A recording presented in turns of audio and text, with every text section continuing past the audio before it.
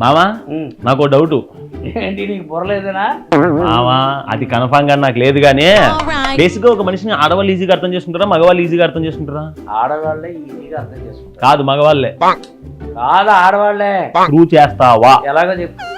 ఇదిగో ఫోను, జ్యోతికి ఫోన్ చేసి ఒకసారి పైకి రమ్మని రేపటి నుంచి యోగాకి వెళ్దామని అడుగు. హలో డార్లింగ్, ఫోన్ ఎత్తలేదు లేరు ఇంకా. జ్యోతి ఒకసారి పైకి వస్తావా? ఏంటండి? ఏం లేదు, రేపు నుంచి మనం యోగాకి వెళ్దామా? అంటే ఇప్పుడు నేను లావుగా ఉన్నానా? చచ్చా అది కాదు, యోగాకి వెళ్తే ఆరోగ్యంగా ఉంటావా. ఓహో, ఇప్పుడు నాకు రోగాలు ఉన్నాయన్నమాట. అయ్యో మీరు నన్ను అనవసరంగా అపార్థం చేసుకున్నారు.